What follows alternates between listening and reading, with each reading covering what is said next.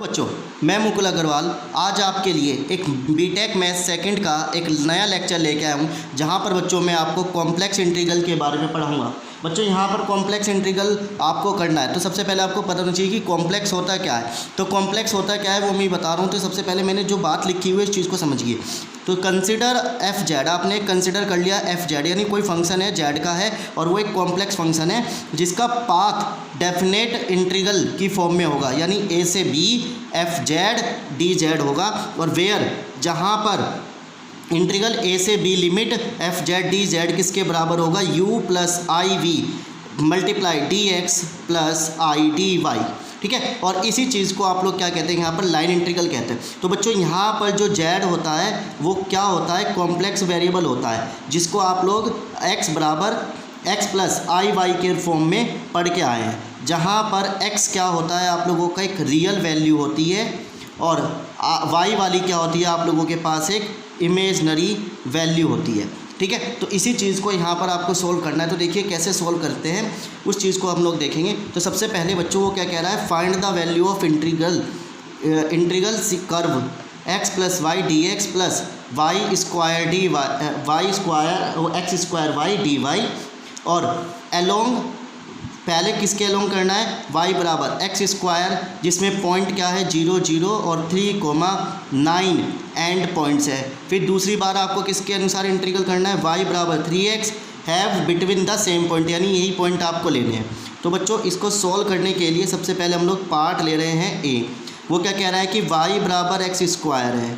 ठीक है, तो सबसे पहले आप लोगों को इसका इंटीग्रल करना है। ठीक है, क्यों करना है वो अभी बता रहा हूँ। तो चलिए सबसे पहले जो आपके पास जो क्वेश्चन लिखा हुआ है उस क्वेश्चन को मैं यहाँ पे लिख लेता हूँ। X plus y d x plus x square y d y. इस तरीके से मैंने पूरा का पूरा क्वेश्चन आपका यहाँ पे लिख लिया। अब देखो मुझे क्या करना होगा, इस पूरे क्वेश्चन को एक ही इंटीग्रल की फॉर्म में बनाना होगा, क्योंकि यहाँ पर y है, यहाँ पर भी y है, यहाँ पर भी y है। तो हमें क्या करना है, सिर्फ एक ही इंटीग्रल की फॉर्म में बनाना है, यानी या तो x की फॉर्म में बनाएंगे इस पूरे को या y की फॉर्म में बनाएंगे। तो बच्चों उसने पहले क्या कह दिया कि y बराबर एक्स स्क्वायर है। ठीक है, तो मैं क्या कर दूंगा, यहाँ पर y की जगह एक्स स्क्वायर रख दूंगा। ठीक है, y की जगह क्या रख दूंगा, एक्स स्क्वायर रख दूंगा, d x as it is, x square as it is, y की जगह फिर से क्या रख दूंगा, एक्स स्क्वायर रख दूंगा। तो बच्चों यहाँ पे डी वाई चाहिए हमें, तो डी वाई निकालने के लिए मैं क्या करूँगा, इसका डिफरेंशियल करूँगा विद रिस्पेक्ट टू एक्स। तो इसका डिफरेंशियल डी वाई 2x बाहर और डी एक्स, तो इसका डिफरेंशियल मैंने इस तरीके से लिख दिया। अब डी वाई आगे, तो डी वाई मैं यहाँ पर रख दूँगा इसके साथ, इसकी जगह पर 2x डी एक्स। ठीक है बच्चों, तो ये इस तरीके से क्या हो गया, इसका एक हमने एक ही वेरिएबल में चेंज कर लिया। अब वो क्या कह रहा है कि लिमिट लेनी है आपको 0 से 0,0 3,9। तो यानी हमने पूरे क्वेश्चन को किस में चेंज कर लिया, x में चेंज कर लिया। तो लिमिट भी हम लोगों की क्या होगी, 0 से 3, क्योंकि हमें x की ही लिमिट लेनी पड़ेगी। अगर आप इस पूरे क्वेश्चन को y में चेंज कर रहे हैं तो y की लिमिट लेंगे 0 से 9। अगर आप x में चेंज कर रहे हैं तो 0 से 3 आप लोग इसकी लिमिट लेंगे। ठीक है, अब आप इसको थोड़ा सा सिंप्लीफाई करेंगे, x as it is, x square as it is plus ये कितना हो जाएगा 2x की पावर 5। ठीक है, और dx मैंने सबका क्या कर लिया, एक साथ बाहर ले लिया। अब बच्चों हमें क्या करना है, इसका इंटीग्रल करना है। तो इसका इंटीग्रल क्या होगा, x का integral x square by 2, x square का इंटीग्रल x3 बाय 3, 2x की पावर 6 बाय 6 और लिमिट 0 से 3। ठीक है बच्चों, तो इस तरीके से मैंने इसको यहाँ पे रख दिया। अब मैं इसको थोड़ा सा सोल्व कर लूँ तो ये बच गया 3, तो यानी x square by 2 plus x3 by 3 plus x की 6 बाय 3 और 0 से 3 इसकी लिमिट हो गई। अब आपको क्या करना है, upper limit minus lower limit. तो जब आप लोअर लिमिट रखोगे तो सारा 0 हो जाएगा, तो आप अपर लिमिट रखेंगे तो क्या हो जाएगा, 3 का स्क्वायर बाय 2, 3 का क्यूब बाय 3, फिर 3 का 6 बाय 3। तो ये आपके पास आ गया, 0 रखेंगे तो सब चीज़ 0।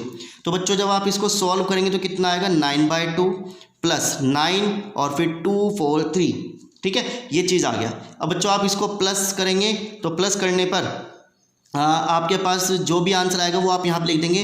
तो मैं इसका आंसर लिख रहा हूँ 2561 बाय 2। ठीक है, तो ये इसका बच्चों यहाँ पर क्या आ गया, आप लोगों के पास आंसर आ गया फर्स्ट पार्ट का। तो बहुत सिंपल आपके पास है। अब आपको क्या करना है, सेकंड पार्ट लेना है। सेकंड पार्ट कह रहा है कि y बराबर 3x, तो यानी y बराबर 3x अपने को लेना है और इसके जो पॉइंट्स होंगे वो भी वही होंगे जो आपने ऊपर यूज़ करे। तो इसके लिए बच्चों आप क्या करेंगे, इसका डिफरेंशियल करेंगे तो dy/3dx। ठीक है, तो ये इसका डिफरेंशिएशन हो गया।